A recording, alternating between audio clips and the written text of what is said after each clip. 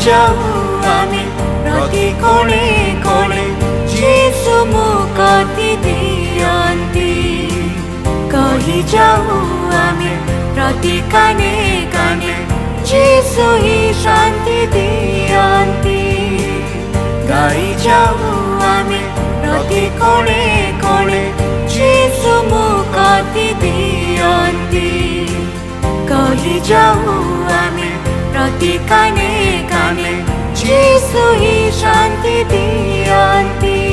प्रिय श्रोता बंधु प्रभु श्रीकृष्ण गौरवमय नाम रे आपण को शुभेच्छा।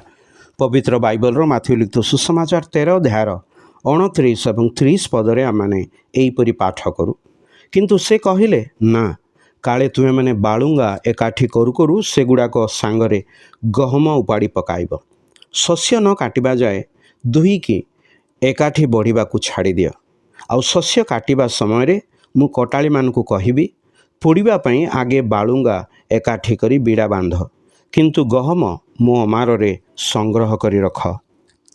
संपर्क गृहकर्ता दास मानक द्वारा खेतरे भल बिहन बुणी थिले मात्र रात्रि बेले लोके निद्रित थिबा समय रे शत्रु आसी उत्तम गहम मध्यरे बालुंगा बुणी दे चलीगला। जेतेबेले पत्र बाहरी फल फलिबाकु लागिला सेतेबेले बालुंगा मध्य देखागला। उत्तम बिहन स्वर्ग राज्यर संतान मानक बुझाए अर्थात से माने प्रभु यीशु ख्रीष्टଙ୍କ ठारे विश्वास करी तांको निज जीवनर त्राणकर्ता और प्रभु रूपे ग्रहण करि अछंती तथा से माने निज जीवन रे प्रभुଙ୍କ गुण समूह प्रकट करंती।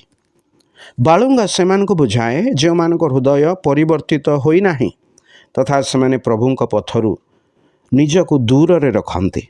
से माने हुए तो कहूथिबे जे से माने ख्रीष्टंकर बा ख्रीष्ट धर्मावलंबी तथापि ख्रीष्टंक कौनसी गुण से मानक ठारे देखा जाए नाही। तेबे ई दृष्टांत आजिर ख्रीष्ट धर्मावलंबी मानक ठारे दृश्यमान हुए। भाई भौणी माने आसु आमे निज जीवन को परीक्षा करू। ईश्वरंकर वाक्य अनुसार जो माने निज जीवन बितांती नाही पुणी जगत अनुसार निज निज जीवन बितांती तेबे से माने निज को प्रवंचना करती।